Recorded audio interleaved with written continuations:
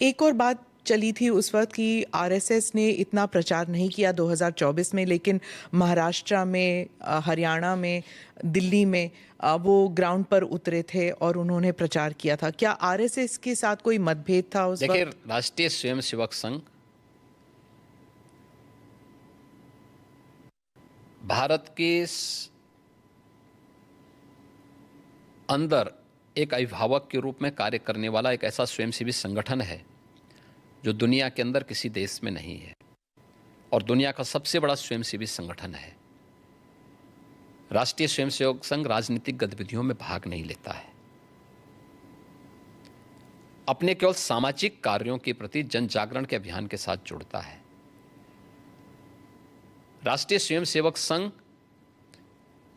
एक आम जनमानस को उनके मुद्दों के साथ, उनकी मातृभूमि के साथ जोड़ने का काम करता है।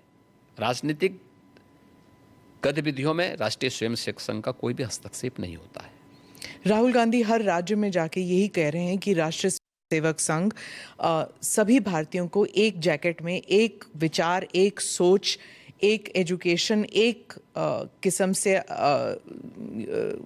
To go forward in life, एक ही रूल है, एक ही एग्जाम्पल है।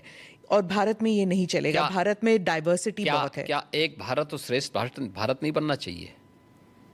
तो अलग अलग तरीके होते हैं, अलग अलग रास्ते होते हैं। कौन से रास्ते होते हैं उनसे पूछना चाहिए ना। तो क्या कर रहे थे 6 दशक तक? पूछे ना अपने नाना से भी और अपने दादी से भी, अपने पिताश्री से भी। क्यों नहीं पूछा इन्होंने? क्यों नहीं उन्होंने उस समय किया जो काम 10.5 वर्ष के अंदर मोदी जी ने करके दिखाया है, जिसमें पूरे भारत की स्वीकृति है, पूरा भारत का व्यापक जन समर्थन मोदी जी को प्राप्त हो रहा है। ये काम क्यों नहीं कांग्रेस ने कर लिया? अयोध्या के विवाद को तो हमेशा विवादी बने रहने देना चाहते थे। काशी की संकरी गलियों में गांधी जी के नाम पे जिंदा राजनीति कर रहे हैं, लेकिन 1916 में की संकरी गलियों को लेकर के गांधी जी ने टिप्पणी की थी काशी में, और बहुत कड़ी टिप्पणी की थी। क्यों नहीं उन्होंने राष्ट्रपिता महात्मा गांधी के उस सपने को साकार किया? वो मोदी जी ने साकार किया है। क्यों नहीं 3 तलाक की कुप्रथा को कांग्रेस ने समाप्त किया? क्यों नहीं कुंभ के आयोजन को इतनी भव्यता के साथ और दिव्यता के साथ कांग्रेस ने आगे बढ़ाया?